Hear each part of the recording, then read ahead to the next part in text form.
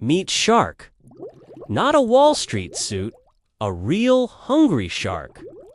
But teaching chemistry in an underwater high school doesn't exactly pay in overflowing piles of sardines.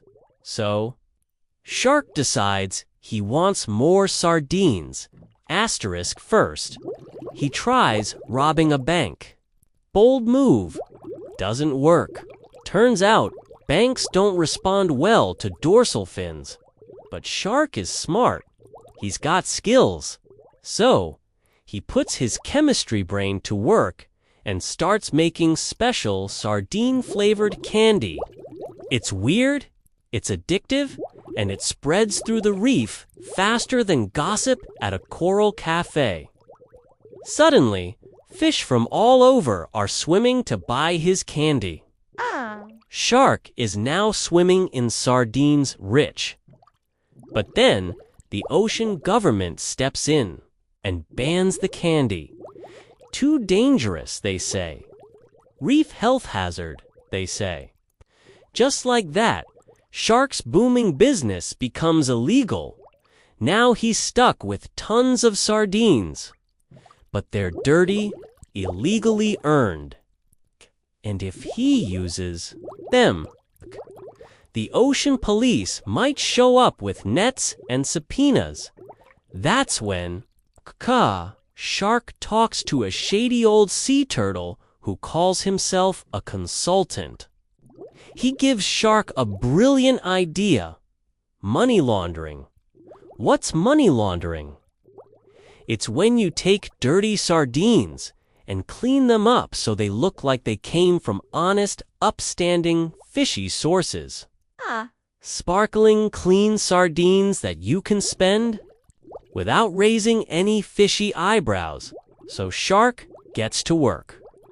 First, he breaks his mountain of sardines into lots of tiny piles and scatters them all across the reef. That way, it's harder for the ocean government to sniff them all out at once.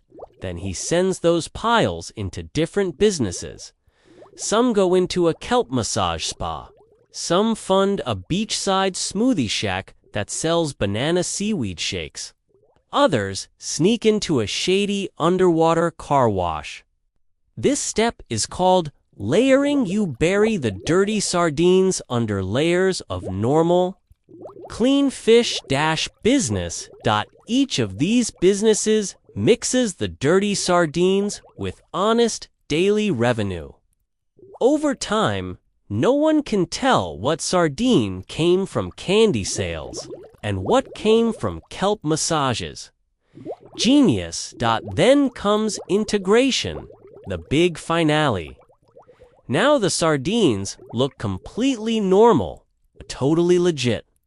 On paper, Shark looks like a successful entrepreneur with an empire built on smoothies and spa days.